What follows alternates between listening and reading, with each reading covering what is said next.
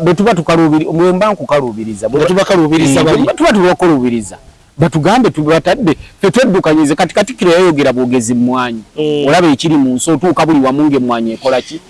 kakati ate waliwo ne katikiro weyo mbacapa dola naye abantu be balina kye baagala mu nkola entuufu yonna lwakuba abazungu balina we baatusibira ensi esinga okubaamu abantu abeeyagala America eri mu federal system mwetambulira kuba abasoga balina bye baagala abanyolo balina bye baagala abatoolo balina bye baagala ekyo balina obukulembeze bwabwe nga tekimwetaagisa na kuleekaana nnyo babagamba muzuukuke mulime ekkubo bajja kulya kuba abagambye bamumanyi boogera olulimi lumu kati bino byakwekooya okuddira golubowa ne bakutwala ekakuterwa buno gwe RDC era omuganda bajja kutunuulira kiringa era oli bw'anaava ekapchula najja nzijja kuŋŋamba ebintu nga tebinyingira mu mutwe abantu bwe bakolera mu bintu byennyini bye bamanyi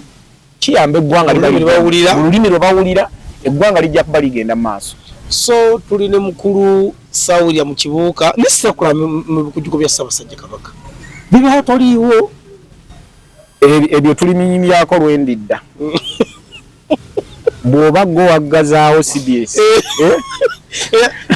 mubifo omuli bakulaba kati na buli mukozi yenna atandika okugamba omusajja wuyo akomyewo omusajja yatumaze emyezi 13 tetuli akomyewo nga atatwagazaaki so kati olwalo lwange kyenjagala CBS girinaako buzibu mutegedde ekizibu kyayo naye ekolera ku mateeka sima ne license mpulira bakajiji wakati yakakomawo naye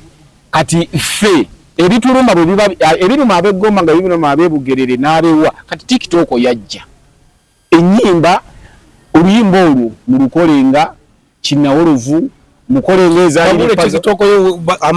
amanya kuliko Kalo ka Buganda TikTok yange Kalo ka Buganda official ya bagendemu bulimba balwongereyo lubune ogwo gwe mulanga gwa Ssaabasajja tajja kuddanga bulinaku nti ate kino bulinaku ngubateeserezaawo mukubaganya ebirowoozo abasobola okuteesa ne gavumenti bateese naye tufune biliyoni ezo ssebo 5 nyingi era zina kiduyinza twongerako ate ku YouTube okosa manya ki Sawulya mu kibuuka yani bwotaddeyo nayo sinaba kati olinde ki oliye mugezi yabi anzisaasoma naawe singa twandike yasina agenda kujja akolenga kolukulo ku simu focus nga wateka kuliko data kuliko focus alukutire singa watadde olaba Black TV ate balukubbeko mwekwasa DJ gundi yani erikomu kati olutadde olulesaawo Black TV walaba nga lusindike wajjeno nga mugatonoze manager we right to the meeting je n'agamba omusajja ayimba Akalo ka Buganda omusajja ayawula bwawuzi Akalo ka Buganda nanga bakwenda kuira mu kibuga amuse so naye waliwo kye tulina okuyiga abantu baffe ffe wano twekyawa nnyo olwo oyinza okunkola ekintu n'enkukyawa nze namanya okunyigiriza kwe nanyigiriza gavumenti ya mwami Nsale naye ye mukunda banebiyangamba kale yanyombe saamo naye waliwo omuntu akukuba tuyiga okuzza bannaffe oba naye namunyonyola ensonga zange nti ABCD kye nali nina okukola nyoza singa yali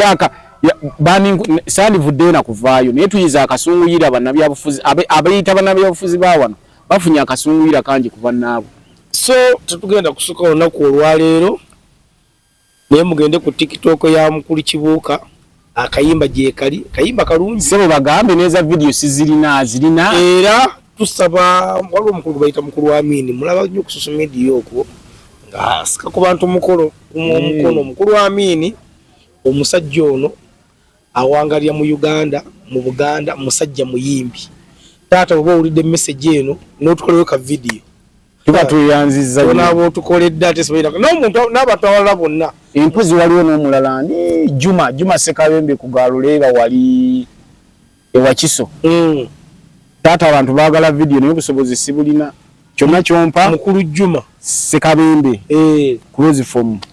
wakiso naye kyana abaleese tukati kitegeeza ka tugenda kudda wano ate operation kola video tugenda kudda wano operation kola video tugenda kubakwata lwampaka tubadde ne focus ku kamera jingwali abucupanga bulijjo ne tusiikane next time yanziza kati ona soka jako linda